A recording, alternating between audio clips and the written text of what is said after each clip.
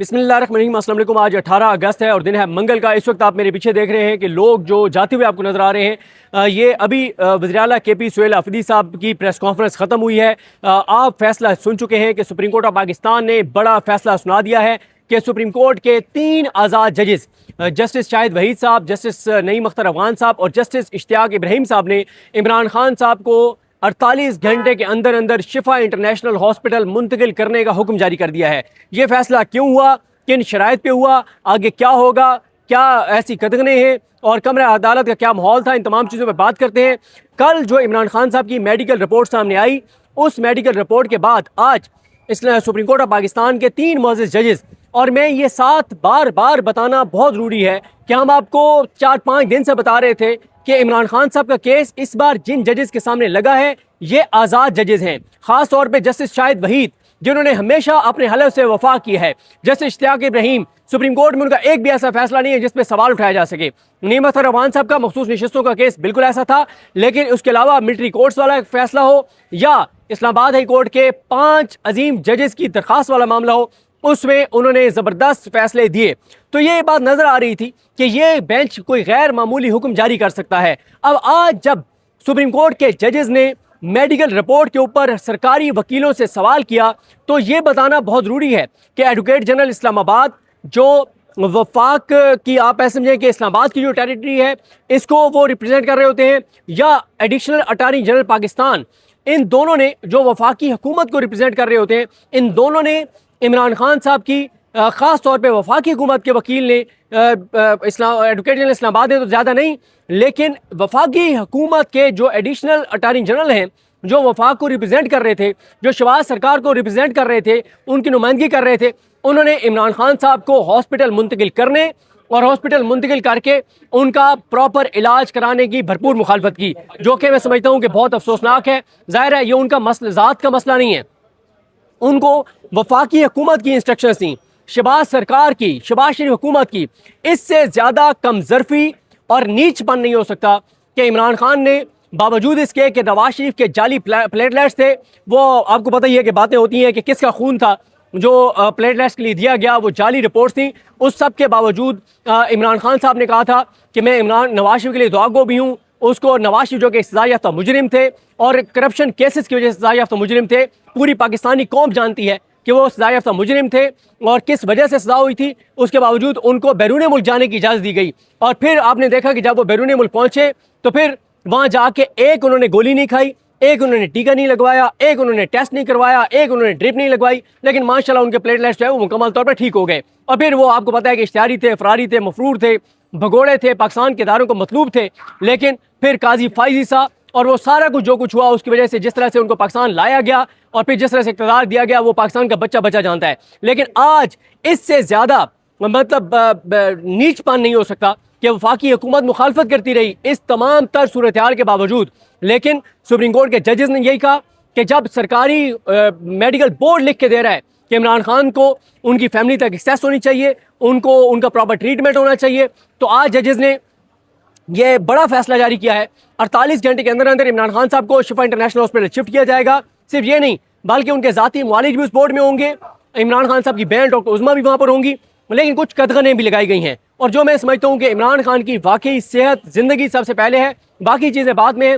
اس میں یہی ہے کہ جو میڈیکل رپورٹس ہیں وہ باہر نہیں آئیں گی، ان کے اوپر سیاست نہیں کی جائے گی، ہاسپٹل کے باہر کوئی مجمع نہیں لگایا جائے گا، پی ٹی آئی ہاسپٹل کے گھیراؤ کی کوئی کال نہیں دے گی۔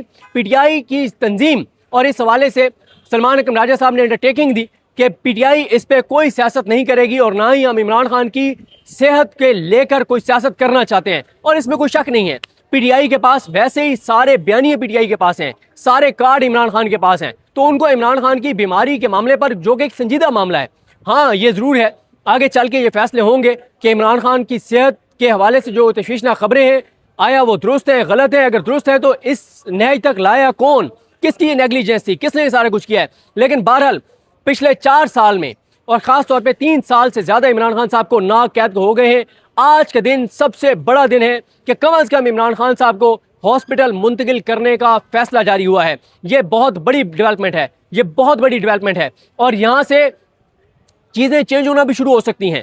اور اس میں جو پی ٹی آئی نے کمٹمنٹ دیا ان کو یہ کمٹمنٹ پوری بھی کرنی ہوگی. عمران خان صاحب کی فیملی نے جو کمٹمنٹ دیا ہے ان کو یہ کمٹمنٹ پوری بھی کرنی ہوگی. اور میں آپ کو ایک چیز بتاؤں, جب ججز نے جیسے یہ فیصلہ سنایا, ججز آ کر بیٹھے اور آتے ہی انہوں نے جب عزیر بھنڈاری صاحب نے کہا کہ میری ریکویسٹ یہ ہوگی کہ عمران خان کو شفا انٹرنیشنل شفٹ کیا جائے, تو اس وقت ججز نے کوئی 6 منٹ کی سماعت کے بعد 12:19 پر ججز آئے.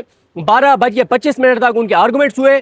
ججز نے کچھ سوالات کیے کہ کون کمٹمنٹ دے گا کہ کوئی سیاست نہیں ہوگی, کوئی وہاں پہ فساد نہیں ہوگا, وہاں پہ کوئی کیوس نہیں ہوگا, کوئی گھراؤ نہیں ہوگا. ججز یہ سوال جب کرتے رہے تو وہ جواب دیتے رہے. سلمان کناجر صاحب جواب دیتے رہے, اور سلمان کناجر صاحب نے کہا کہ یہاں پہ وزیر اعلیٰ کے پی سہیل آفریدی بھی موجود ہیں, شاہد خٹک صاحب موجود ہیں, پارلیمانی لیڈر عامر ڈوگر صاحب چیف ویپ موجود ہیں. انہوں نے کہا کہ ہمارے باقی بھی امپورٹنٹ لوگ موجود ہیں, ہم سب یہ کمٹمنٹ دیتے ہیں کہ ہم اپنی سیاست عمران خان کی صحت کے معاملے پر نہیں کریں گے. تو پھر ججز نے 12:25 پہ مشورہ کیا.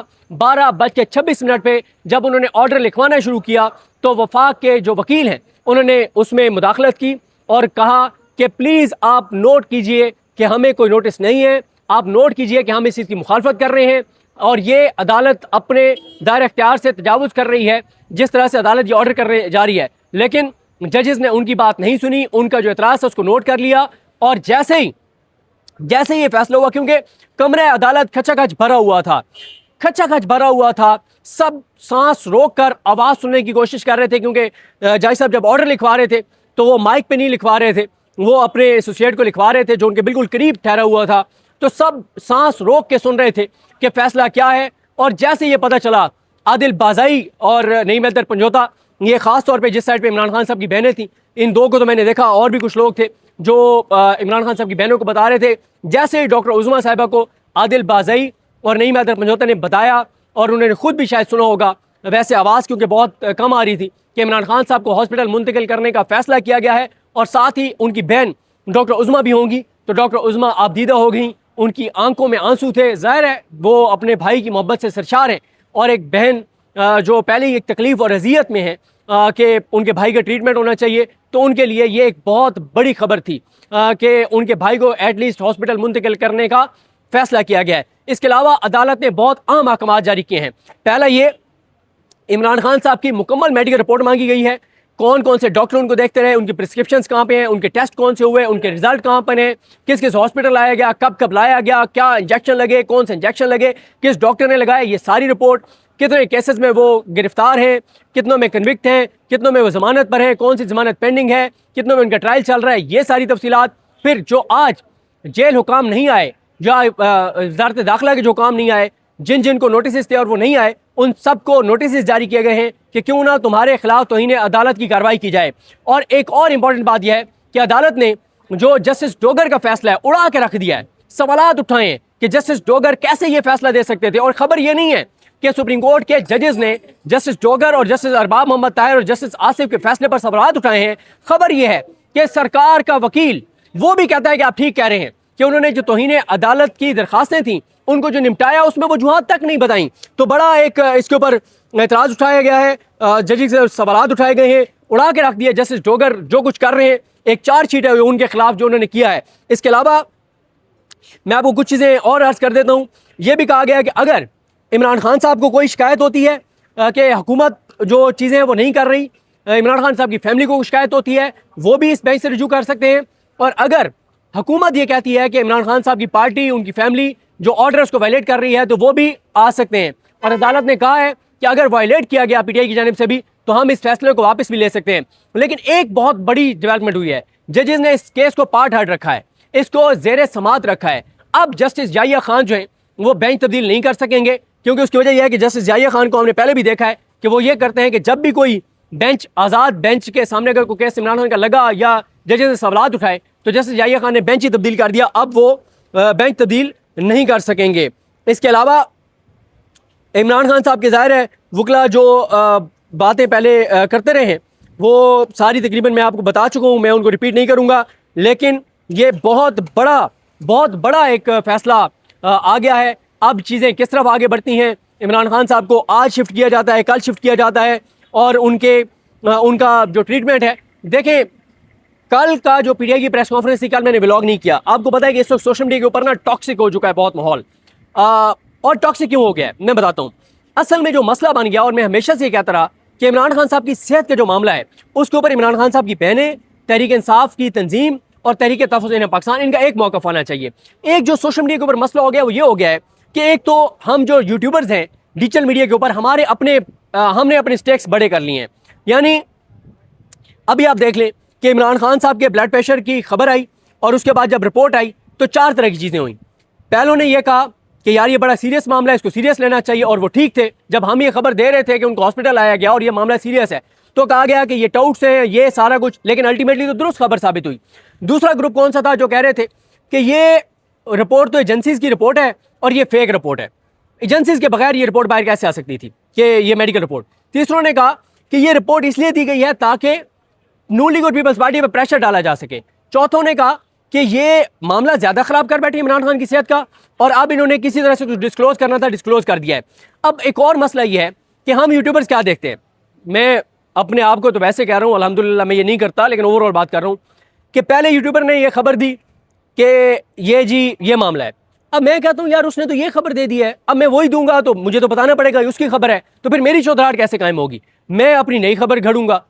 تیسرا جو ہے وہ اس کا نیا اینگل نکالے گا. چوتھا اس کا نیا, دیکھیں یہ پچھلے 2 ہفتوں میں 3 ہفتوں میں خاص طور پہ ہم نے عمران خان کی صحت والے معاملے میں دیکھا کہ ہر ایک اپنی, جس کے پاس بھائی اگر کسی کے پاس خبر ہے, میں نے تو زعیم لغاری کا حوالہ دیا کہ سب سے پہلے انہوں نے خبر دی, شہباز گل صاحب نے خبر دی, شہزاد اکبر صاحب بات کر رہے تھے, میں تو سب کا حوالہ دے رہا تھا.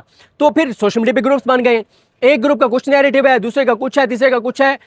سمپل بات یہ ہے عمران خان صاحب کی جو صحت کا معاملہ ہے, ان کے جو علاج کا معاملہ ہے, اس کے اوپر نیریٹو پی ٹی آئی کا اگر ایک نہیں ہوگا, P T I Imran Khan صاحب کی بہنیں اور تحریک تحفظ پاکستان کا ایک نہیں ہوگا تو سوشل میڈیا تو تقسیم ہوگا, اس کو نقصان ہوگا. لیکن بہرحال وہ چیزیں پرانی ہو گئی ہیں. اب ایک اچھی خبر یہی ہے کہ عمران خان صاحب کو ہاسپٹل منتقل کرنے کا فیصلہ دیا گیا ہے. اللہ تعالیٰ عمران خان کو صحت دے, زندگی دے. اس کی وجہ یہ ہے کہ عمران خان پاکستان کے کروڑوں لوگوں کے لیڈر ہیں, کروڑوں لوگوں نے ان کو ووٹ دیے ہیں. آج الیکشن کروائیں تو پورے پاکستان سے شاید ہی کوئی سیٹ عمران خان جو ہیں وہ ہارے, اور عمران خان پاکستان کی وحدت کی علامت ہے. چاروں صوبوں میں ان کا ووٹ ہے, جی بی میں ان کا ووٹ ہے, اے جے کے میں ان کا ووٹ ہے, وفاق میں ان کا ووٹ ہے. باقی جماعتیں دیکھ لیں, پیپلز پارٹی اندرون سندھ کی جماعت بھی نہیں رہ گئی, نون لیگ جی ٹی روڈ کی پارٹی بھی نہیں رہ گئی. باقی چھوڑیں, لاہور سے نواز شریف, شہباز شریف, مریم, یہ سارے اپنی سیٹیں ہار گئے. تو جو شریف خاندان اپنے شہر سے اپنی سیٹ, جہاں پہ 70% پنجاب کا بجٹ انہوں نے لاہور پہ خرچ کیا اور وہاں سے وہ ہار گئے, تو باقی انہوں نے کہاں سے جیتنا تھا.